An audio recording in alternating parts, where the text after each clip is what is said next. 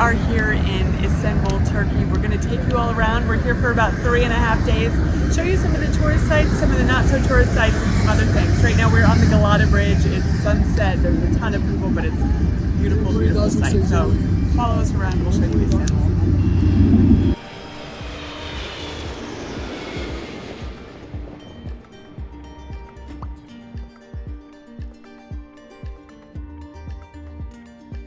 When you're visiting Istanbul, it can feel very overwhelming. There's just so much history everywhere. We decided on a combination of just wandering around, because that's where you always find the coolest stuff, and seeing the very touristy things. We are here at the Blue Mosque. I'm going to show you inside of that. Hagia Sophia is right over here. Going to show you both of those. There's a really cool square over there that's just really nice to hang out in and sit down in. But right here, right next to it, is another little square which has an Egyptian column over here. There was supposed to be a second one, but apparently it fell in the water on the way over on the boat. So it is, they just kind of built one over here as well. But this whole area, first of all, very touristy. So I would definitely hesitate to buy anything here, including food. However, it's such a cool place to come see.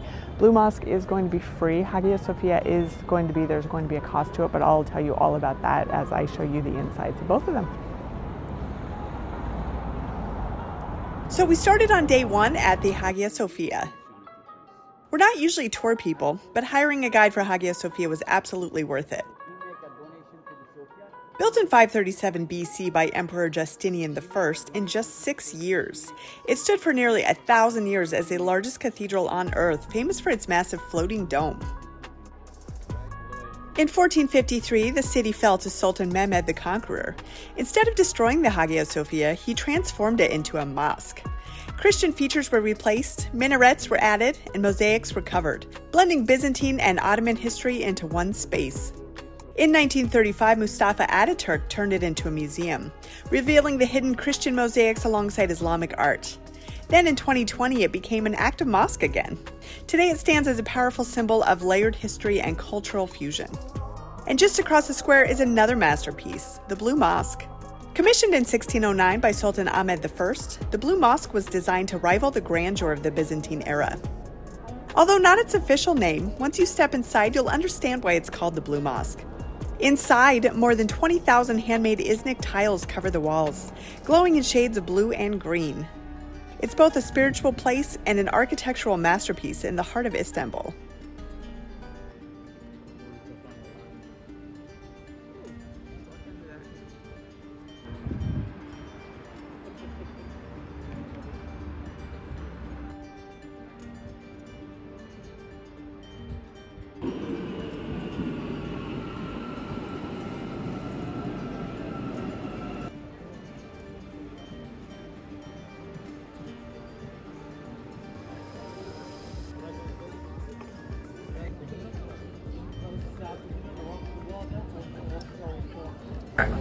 We are here at the Galata Tower, which was built in the 7th century and is about 9 stories high. It is one of the coolest things we have done here in Istanbul because you get an entire view of the city. So something you should definitely do. We're going to show you around and kind of show you the view of what it looks like here.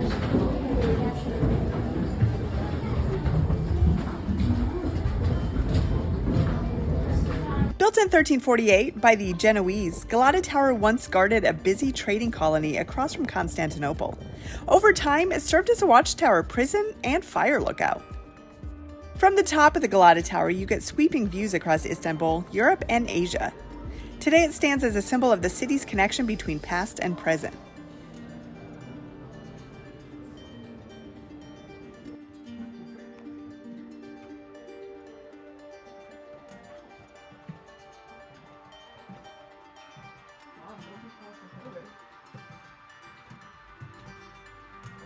Next, we headed down to the Grand Bazaar. It's one of the oldest and largest covered markets in the world, dating back to the 15th century.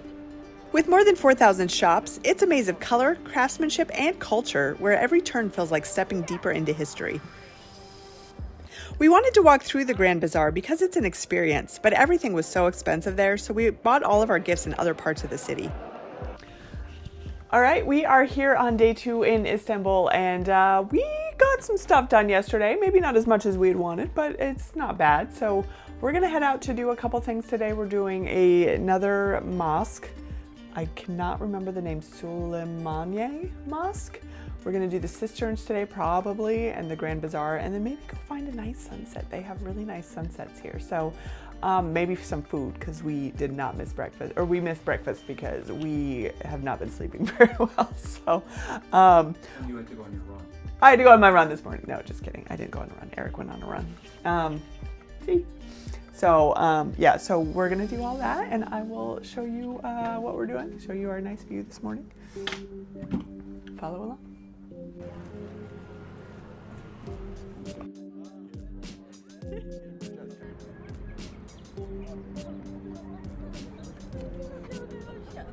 The Süleymaniye Mosque, built in the 18th century for Sultan Suleiman the Magnificent, is one of Istanbul's most stunning landmarks. It really has one of the best views of Istanbul, and I'm so happy we visited.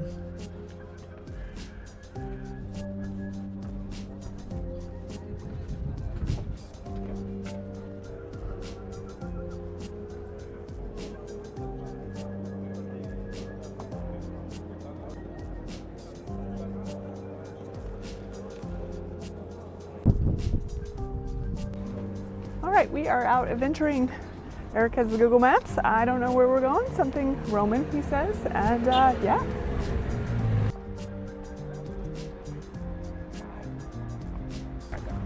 Right, we are here at the Aqueduct of Valens. This was actually worth the walk from that mosque. This is 4th century built, and it used to be, what, 176 miles long? So these are just the ruins of it, but this is well worth a visit. There's nothing really to do here, but there's a cool park, and just to kind of see this construction here and how long it's lasted, what, 1700 years, is well worth a visit here. The Aqueduct of Valens, built in the 4th century, once carried water across Constantinople to supply the growing city. Today, its massive stone arches still stretch across modern Istanbul, a striking reminder of the city's Roman engineering roots.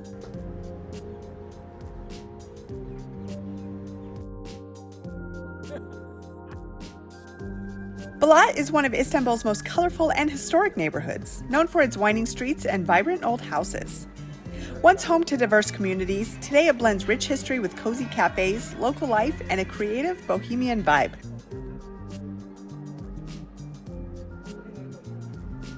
All right, so we walked all the way down here to this neighborhood called Balat, and I was kind of skeptical because I thought it was just these stairs, but actually super, super cool neighborhood. So right behind me, yeah, so definitely worth it. A little bit far away, to be honest, but I thought it was worth it, and you can take a bus up here as well as just walking. It was like 30 minutes away, a walk from where we're staying in Circassia.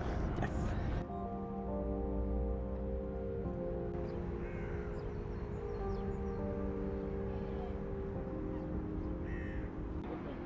Yeah, all the things.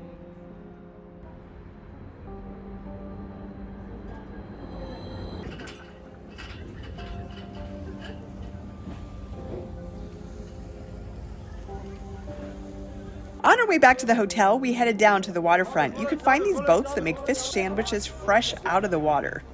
Amazing experience and delicious, delicious lunch.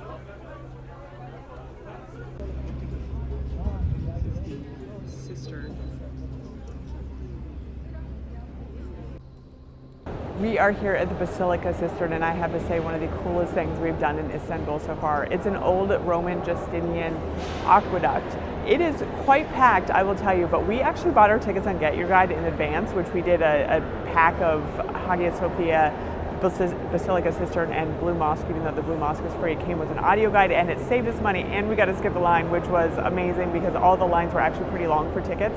So I'm going to tell you all about that, but I'm going to show you around this place because it is quite cool, and they light it up cool. It's a good Instagrammable place and all that, but just a cool piece of history here in Istanbul.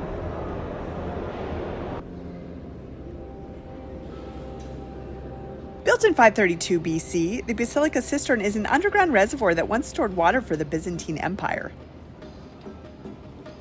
At one time, it could hold 80,000 cubic meters of water and is supported by 336 recycled Roman columns, giving it a mysterious patchwork beauty.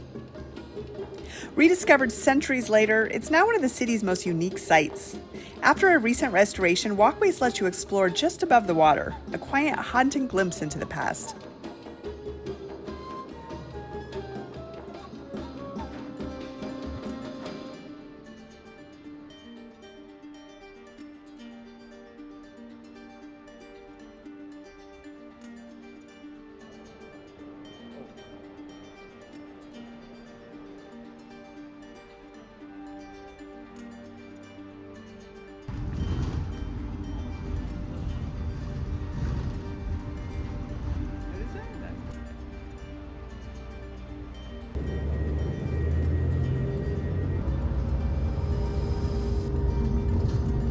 Alright, so we are on an adventure today. Decided to get out of the city of Istanbul.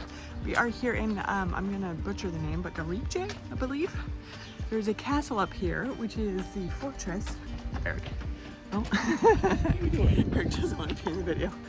It's a fortress for one of the old fortresses here back in the day, and we thought it'd be cool to come see the ruins and all that. It was about a 2-hour bus ride up the coast. And now, of course, we're walking up a hill because why wouldn't we be? And yeah, so we're going to show you that, and we're going to show you kind of how to get here and all that kind of stuff. And yeah.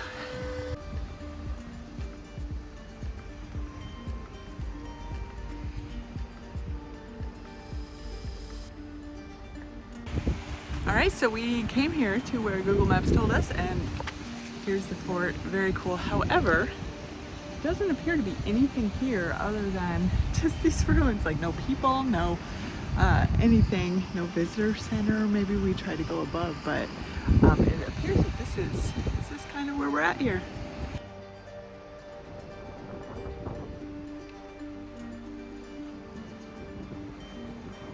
You're not gonna make it. I'm not gonna try. I don't know how we got up there, but that's irritating because he disappeared for a couple minutes and I don't like it. Constructed under Sultan Mustafa III, its thick walls were designed to withstand cannon fire and protect the empire from northern threats. Today it overlooks a quiet fishing village, a peaceful contrast to its past. Even though we couldn't go inside, the trip was well worth it to go there. We grabbed coffee by the sea and took the ferry back, an adventure I'd absolutely recommend.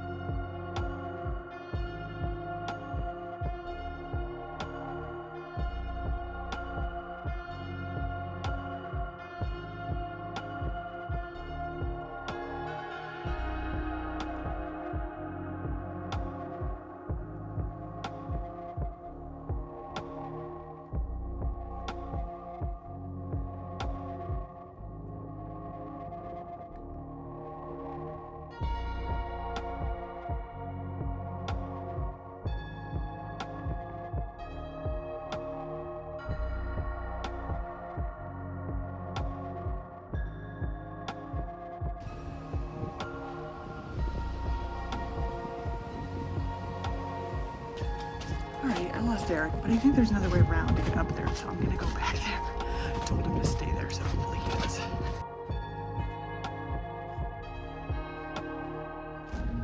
Alright, there's a gate, so maybe not.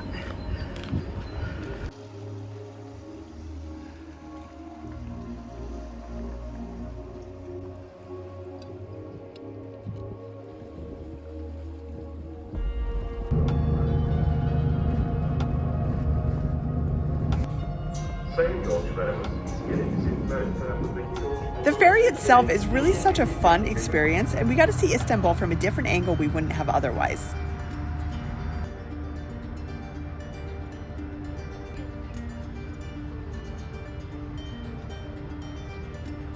I highly recommend taking the ferry at least once while you're in Istanbul, no matter where you're headed.